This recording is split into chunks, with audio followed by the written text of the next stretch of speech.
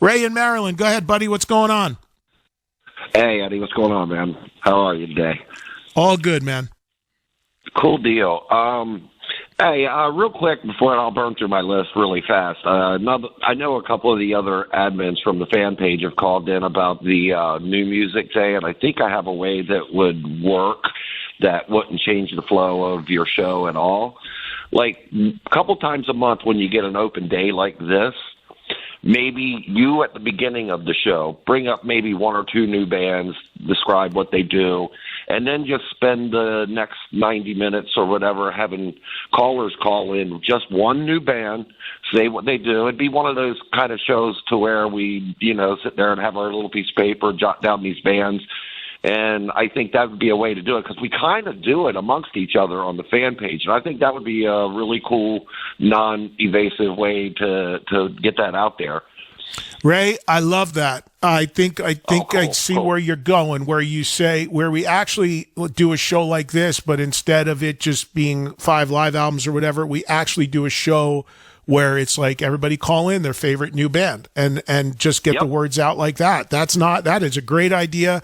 And I can promise you the next open show, maybe even as soon as next week, we'll do that. I don't think I've ever done that with just people calling in new bands. And I think that's important. And it's a great way to get a lot of variety too. So that's a great idea. Absolutely. Thank you. Yeah. Yeah, certainly, man. And just limit it to one and say what kind of music they play. And, you might get an asshole like me that gives two, but, that's another thing. But you had the idea, so you get an extra one. I get two? Okay, cool. Thanks, man. You had the idea. Or whoever did on the internet. Yeah, right on. My top 5 live albums. At number 5, I got Ted Nugent Double Live Gonzo, classic. Number 4, I went Slayer, Decade of Aggression from 91.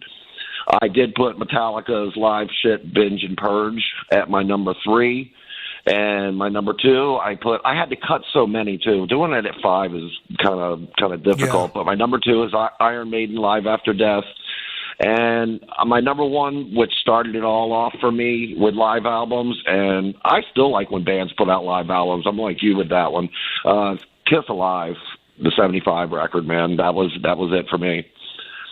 Yeah, when you look at the Kiss live records, and thank you, Ray, and we will do that. That's a great way to do it. I like that. The new music thing that he talked about. But when you look at Kiss, I mean, there are more live records than you think. There's obviously a live 1, there's a live 2, which are always considered the classics, original lineup, etc.